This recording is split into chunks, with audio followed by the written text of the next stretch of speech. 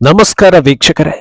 ಕಾಂಗ್ರೆಸ್ ಪಕ್ಷ aunty Indian ಅಂತ BJP ಸದಾ ಆರೋಪಿಸ್ತಾ ಇರುತ್ತೆ. ಬಹುತೇಕ ಭಾರತೀಯರು ಕೂಡ ಇದನ್ನೇ ಆರೋಪಿಸ್ತಾರೆ. ಈಗ ಈ ಆರೋಪಕ್ಕೆ ಸರಿ ಹೋಗೋ ಹಾಗೆ ಮತ್ತೊಂದು ಕೆಲಸವನ್ನ ಕಾಂಗ್ರೆಸ್ ಮಾಡಿದೆ. ಪಾಕ್ ಆಕ್ರಮಿತ ಕಾಶ್ಮೀರವನ್ನ ಅಳಿಸಿರೋ ಭಾರತದ ಭೂಪಟವನ್ನ ಕಾಂಗ್ರೆಸ್ ಬ್ಯಾನರ್ ಮಾಡಿ ಹಾಕಿಸಿದೆ.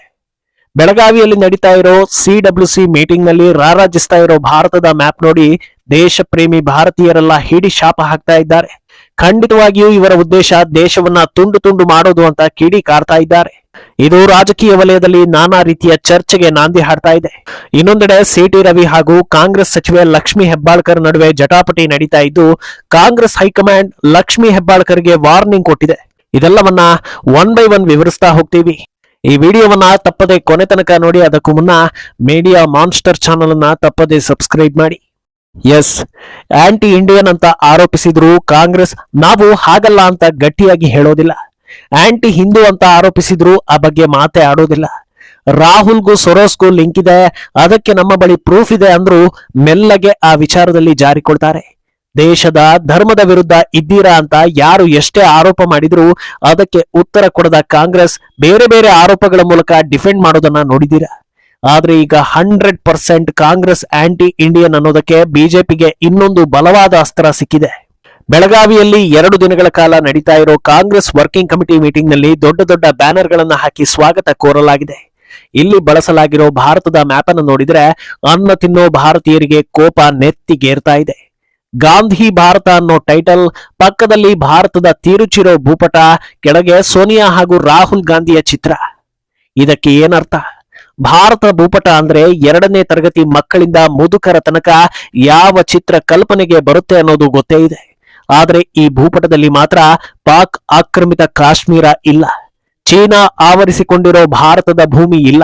ಯಾವ ರೀತಿಯಲ್ಲೂ ದೇಶ ಪ್ರೇಮಿ ಭಾರತೀಯರು ಒಪ್ಪಿಕೊಳ್ಳೋದಕ್ಕೆ ಸಾಧ್ಯವಿಲ್ಲದ ಭೂಪಟವನ್ನ ಹಾಕಿರೋದು ಭಾರತದ ಅತ್ಯಂತ ಹಳೆಯ ಪಾರ್ಟಿ ಅಂತ ಬಿರುದು ಹೊತ್ತಿರೋ ಕಾಂಗ್ರೆಸ್. ಇವತ್ತು ಟೆಕ್ನಾಲಜಿ ಯಾವ ಮಟ್ಟಕ್ಕೆ ಮುಂದುವರೆದಿದೆ ಅಂದ್ರೆ ಗೂಗಲ್ ನಲ್ಲಿ ಇಂಡಿಯಾ ಮ್ಯಾಪ್ ಅಂತ ಸರ್ಚ್ ಮಾಡಿದ್ರೆ ರಾಶಿ ರಾಶಿ ಚಿತ್ರಗಳು ಬರುತ್ತವೆ. ಅದರಲ್ಲಿ ಕೆಲ ದೇಶದ್ರೋಹಿಗಳು ಹಾಗೂ ಆಂಟಿ ಇಂಡಿಯನ್ಸ್ ತಿರುಚಲಾಗಿರೋ ಮ್ಯಾಪ್ ಅನ್ನ ಅಪ್ಲೋಡ್ ಮಾಡಿರ್ತಾರೆ. ಆದ್ರೆ ಭಾರತೀಯರು ಒಪ್ಪಿಕೊಳ್ಳೋ ಭಾರತದ ಮ್ಯಾಪ್ ಯಾವುದು, ತಿರುಚಿರೋ ಮ್ಯಾಪ್ ಯಾವುದು ಅಂತ ಗುರುತು ಹಿಡಿಯೋದಕ್ಕೆ ಕೆಲವು ಸೆಕೆಂಡ್ಗಳು ಸಾಕು. ಇಷ್ಟಾದ್ರೂ ಇಂಥ ಮಿಸ್ಟೇಕ್ ಆಗುತ್ತೆ ಅಂದ್ರೆ ಏನರ್ಥ? ಅಂದಹಾಗೆ ಇದನ್ನ ಮಿಸ್ಟೇಕ್ ಅಂತ ಕರೆಯೋದಕ್ಕೂ ಯಾರು ಕೂಡ ತಯಾರಿಲ್ಲ. ಒಂದು ಫೋಟೋ ಸೆಲೆಕ್ಟ್ ಮಾಡಿ ಅದಕ್ಕೆ ಗಾಂಧಿ ಕುಟುಂಬದವರ ಫೋಟೋ ಅಟ್ಯಾಚ್ ಮಾಡಿ ಟೆಕ್ಸ್ಟ್ ಹಾಕಿ ಪ್ರಿಂಟ್ ಹಾಕೋ ತನಕ ಎಷ್ಟು ಸಮಯ ಇರುತ್ತೆ? ಈ ಹೊತ್ತಲ್ಲಿ ಒಬ್ರು ಕೂಡ ಆ ಮ್ಯಾಪ್ ಅನ್ನ ಗಮನಿಸ್ಲಿಲ್ವಾ? ಅಥವಾ ಇಂಥ ದೊಡ್ಡ ವಿಚಾರ ಗೊತ್ತಿಲ್ಲದ ದಡ್ಡರೇ ಪಕ್ಷದ ಒಳಗಿದ್ದಾರ? ಇಂತಹ ಪ್ರಶ್ನೆಗಳು ಮೂಡ್ತಾ ಇದೆ. ಕೊನೆ ಪಕ್ಷ ಬ್ಯಾನರ್ ಕಟ್ಟಿದ್ಮೇಲಾದ್ರೂ ಕನಿಷ್ಠ 4-5 ಜನರು ಅದನ್ನ ನೋಡೋದಕ್ಕೆ ಬರ್ತಾರೆ. ಅವರ ಕಣ್ಣಿಗೂ ಇದು ಕಾಣಿಸ್ಲಿಲ್ವಾ? ಅಥವಾ ಹೀಗೆ ಮ್ಯಾಪ್ ಮಾಡಬೇಕು ಅಂತ ಮೇಲಿಂದ ಏನಾದ್ರೂ ಆರ್ಡರ್ ಬಂದಿದ್ರಿಂದ ಯಾರು ಕೂಡ ಈ ಬಗ್ಗೆ ದನಿ ಏರಿಸದೆ ಹೇಳಿದ್ದನ್ನ ಚಾಚು ತಪ್ಪದೆ ಮಾಡಿದಾರ ಅನ್ನೋ ಪ್ರಶ್ನೆ ಕೂಡ ಕಾಡ್ತಾ ಇದೆ. ಸಾಮಾನ್ಯವಾಗಿ ದೇಶ ಪ್ರೇಮಿಗಳು ಎಷ್ಟು ದುಡ್ಡು ಕೊಟ್ರು ಇಂಥ ಕೆಲಸವನ್ನ ಮಾಡೋದಿಲ್ಲ. ಅಂಥದ್ರಲ್ಲೂ ಮಾಡಿದ್ದಾರೆ ಅಂದ್ರೆ ಕಾಂಗ್ರೆಸ್ ಕಟ್ಟಾಳುಗಳೇ ಇರಬೇಕು ಅಂತ ಚರ್ಚೆ ಆಗ್ತಾ ಇದೆ. ಅಂದಹಾಗೆ ದೇಶದ ಒಳಗೆ 10 ಪಕ್ಷಗಳಿದ್ರು ದೇಶ ಅಂತ ಬಂದಾಗ ನಿಜವಾದ ದೇಶ ಪ್ರೇಮಿಗಳು ಒಂದಾಗ್ತಾರೆ ಅನ್ನೋದು ಗೊತ್ತೇ ಇದೆ.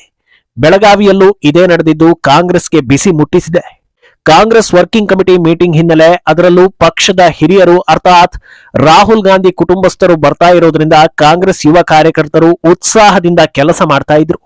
ಆದ್ರೆ ಯಾವಾಗ ಇಂಥ ಮ್ಯಾಪ್ ಅನ್ನ ಬ್ಯಾನರ್ ಹಾಕಿಸಿದ್ರೋ ಸಾಕಷ್ಟು ಕಾರ್ಯಕರ್ತರು ಕಾಂಗ್ರೆಸ್ ಅನ್ನ ಬಿಟ್ಟು ಹೋಗಿದ್ದಾರೆ ಅಂತ ವರದಿಗಳಾಗಿದೆ. ವಾಸ್ತವದಲ್ಲಿ ಕಾಂಗ್ರೆಸ್ ಈ ಬಗ್ಗೆ ದೊಡ್ಡ ಮಟ್ಟದಲ್ಲಿ ಗಮನ ಹರಿಸಲೇಬೇಕು. ಅನ್ನಕೊಡು ಭಾರತದ ಬಗ್ಗೆ ಕೆಟ್ಟದಾಗಿ ಯೋಚಿಸಿದ್ರೆ ಕಾರ್ಯಕರ್ತರು ಬಿಟ್ಟು ಹೋಗ್ತಾರೆ ಅನ್ನೋದು ದೊಡ್ಡ ಪಾಠವಾಗಬೇಕು. ಆದ್ರೆ ಕಾಂಗ್ರೆಸ್ ಇದ್ಯಾವುದಕ್ಕೂ ತಲೆ ಕೆಡಿಸ್ಕೊಂಡಿಲ್ಲ ಅಂತ ಹೇಳಲಾಗ್ತಾ ಇದೆ. ಓಲೈಕೆ ಸಮುದಾಯ ಗಟ್ಟಿಯಾಗಿ ನಿಂತಿದೆ. ಹಿಂದೂ ವಿರೋಧಿ ಹಿಂದೂಗಳು ಕರೀದೇ ಇದ್ರು ಬಂದು ಜೊತೆಗಿರ್ತಾರೆ, ಇನ್ಯಾಕೆ ತಲೆಬಿಸಿ ಅಂತ ಆರಾಮಾಗಿದೆ ಅಂತ ಜನರು ಚರ್ಚೆ ಮಾಡ್ತಾ ಇದ್ದಾರೆ. ಇನ್ನು ಸ್ವಪಕ್ಷೀಯರೇ ಈ ವಿಚಾರದಲ್ಲಿ ಕೈ ವಿರುದ್ಧ ತಿರುಗಿ ಬಿದ್ರೆ ಇನ್ನು ಬಿಜೆಪಿ ನಾಯಕರು ಸುಮ್ಮನೆ ಬಿಡ್ತಾರ? ಬೆಳಗಾವಿ ಸಿಟಿ ಎಂಟ್ರೆನ್ಸ್ ನಲ್ಲೇ ಈ ರೀತಿ ಬ್ಯಾನರ್ಗಳಿವೆ ಅಂತ ಗೊತ್ತಾಗ್ತಾ ಇದ್ದ ಹಾಗೆ ಲೋಕಲ್ ಬಿಜೆಪಿ ನಾಯಕರೆಲ್ಲ ತಿರುಗಿ ಬಿದ್ದಿದ್ದಾರೆ.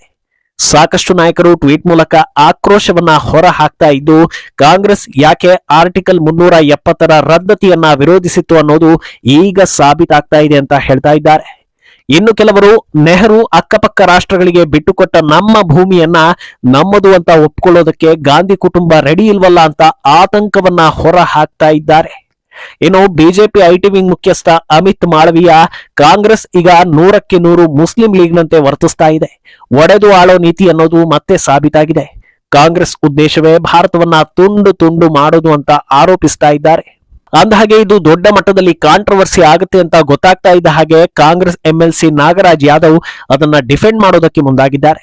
ಅದ್ಯಾವುದೂ ಕೂಡ ಕಾಂಗ್ರೆಸ್ನ ಅಫಿಷಿಯಲ್ ಬ್ಯಾನರ್ಗಳಲ್ಲ, ಕಾರ್ಯಕರ್ತರು, ಅಭಿಮಾನಿಗಳು ಹಾಗೂ ಹಿತೈಷಿಗಳು ಹಾಕಿರೋದು. ಅವರಿಗೆ ಇದ್ಯಾವುದರ ಬಗ್ಗೆ ಅರಿವಿಲ್ಲ ಅಂತ ಹೇಳಿದ್ದಾರೆ. ಈ ಸ್ಟೇಟ್ಮೆಂಟ್ ಇನ್ನೂ ದೊಡ್ಡ ಕಿಡಿಯನ್ನ ಹೊತ್ತಿಸಿದೆ. ದೇಶದ ಬಗ್ಗೆ ಸ್ವಲ್ಪವೂ ಜ್ಞಾನ, ಗೌರವ, ಅಭಿಮಾನ ಇಲ್ಲದವರೆಲ್ಲ ಕಾಂಗ್ರೆಸ್ ಅನ್ನ ಫಾಲೋ ಮಾಡ್ತಾರೆ ಅಂದ್ರೆ ಏನರ್ಥ? ಅಭಿಮಾನ ಇಟ್ಕೊಂಡವರು ತಮ್ಮ ನಾಯಕರನ್ನ ಮೆಚ್ಚಿಸೋ ಕೆಲಸವನ್ನ ಮಾಡ್ತಾರೆ. ಕಾಂಗ್ರೆಸ್ ಅನ್ನ ಮೆಚ್ಚಿಸಬೇಕು, ಅದರಲ್ಲೂ ಗಾಂಧಿ ಕುಟುಂಬವನ್ನ ಮೆಚ್ಚಿಸಲೇಬೇಕು ಅಂದ್ರೆ ಏನ್ ಮಾಡಬೇಕು ಅನ್ನೋದು ನೀಟಾಗಿ ಅರ್ಥ ಮಾಡ್ಕೊಂಡಿದ್ದಾರೆ. ಇದೇ ಕಾರಣಕ್ಕೆ ಬೆಳಗಾವಿ ಎಂಟ್ರೆನ್ಸ್ ನಲ್ಲೇ ಇಂಥ ಬ್ಯಾನರ್ ಗಳನ್ನ ಹಾಕಿ ರಾಹುಲ್ ಗಾಂಧಿ ಗಮನ ಸೆಳೆಯೋ ಕೆಲಸ ಮಾಡಿದ್ದಾರೆ ಅಂತ ಬಿಜೆಪಿ ನಾಯಕರು ಆರೋಪಿಸ್ತಾ ಇದ್ದಾರೆ. ಈ ಮಧ್ಯೆ ಮಾಜಿ ಶಾಸಕ ಸಿಟಿ ರವಿ ವಿರುದ್ಧ ಗಂಭೀರ ಆರೋಪ ಮಾಡ್ತಾ ಇರೋ ಸಚಿವೆ ಲಕ್ಷ್ಮೀ ಹೆಬ್ಬಾಳ್ಕರ್ಗೆ ಕಾಂಗ್ರೆಸ್ ಹೈಕಮಾಂಡ್ ವಾರ್ನಿಂಗ್ ಕೊಡ್ತಾ ಇದೆ. ನಿಮ್ಮ ವಿಚಾರದಲ್ಲಿ ರಾಹುಲ್ ಗಾಂಧಿ ಹೆಸರನ್ನ ಎಳೆದು ತರಬಾರದು, ರೂಲ್ಸ್ ಅನ್ನ ಮೀರಬೇಡಿ ಅಂತ ಖಡಕ್ ಆದೇಶ ಕೊಟ್ಟಿದೆ. ಇದು ಕೂಡ ಈಗ ನಾನಾ ರೀತಿಯ ಚರ್ಚೆಗಳಿಗೆ ದಾರಿ ಮಾಡಿಕೊಡ್ತಾ ಇದೆ. ಯಾಕಂದ್ರೆ ಒಂದು ವೇಳೆ ಒಬ್ಬ ಹೆಣ್ಣಿನ ಮೇಲೆ ನಿಂದನೆ ಆಗಿದ್ದಿದ್ರೆ ಅದು ತಳ್ಳಿ ಹಾಕೋ ವಿಚಾರ ಆಗ್ತಾ ಇರಲಿಲ್ಲ. ಖುದ್ದು ಪಕ್ಷದ ಪ್ರಮುಖರೇ ಬಂದು ಮುಂದೆ ನಿಂತು ಹೋರಾಟವನ್ನ ಮಾಡ್ತಾ ಇದ್ರು. ಆದ್ರೆ ಇಲ್ಲಿ ನೋಡಿದ್ರೆ ರಾಹುಲ್ ಹೆಸರನ್ನ ತರಲೇಬೇಡಿ ಅಂತ ಹೈಕಮಾಂಡ್ ಹೇಳ್ತಾ ಇದೆ. ಆದ್ರಿಂದ ಲಕ್ಷ್ಮಿ ಆರೋಪ ಸುಳ್ಳು ಅನ್ನೋದು ಹೈಕಮಾಂಡ್ಗೂ ಮನವರಿಕೆ ಆಗಿದೆಯಾ ಅನ್ನೋ ನಿಟ್ಟಿನಲ್ಲಿ ಚರ್ಚೆಗಳಾಗ್ತಾ ಇದೆ. ಅಂದಹಾಗೆ ಈ ಆದೇಶ ನೀಡೋ ಮುನ್ನ ಕೆಸಿ ವೇಣುಗೋಪಾಲ್ ಒಂದು ಕಾರಣವನ್ನ ಕೊಟ್ಟಿದ್ದಾರೆ. ಅದೇನಂದ್ರೆ ಬಿಜೆಪಿ ಸಿಟಿ ರವಿ ಇಶ್ಯೂವನ್ನ ನ್ಯಾಷನಲ್ ಲೆವೆಲ್ಗೆ ತೆಗೆದುಕೊಂಡು ಹೋಗೋದಕ್ಕೆ ನೋಡ್ತಾ ಇದೆ ಅಂತ. ಒಂದು ವೇಳೆ ಆರೋಪ ನಿಜವಾಗಿದ್ದಿದ್ರೆ ಬಿಜೆಪಿ ರಾಷ್ಟ್ರ ಮಟ್ಟದಲ್ಲಿ ಇಶ್ಯೂ ತೆಗೆದುಕೊಂಡು ಹೋದರೂ ಕಾಂಗ್ರೆಸ್ ಹಿಂಜರಿಯೋ ಅವಶ್ಯಕತೆ ಇರಲಿಲ್ಲ.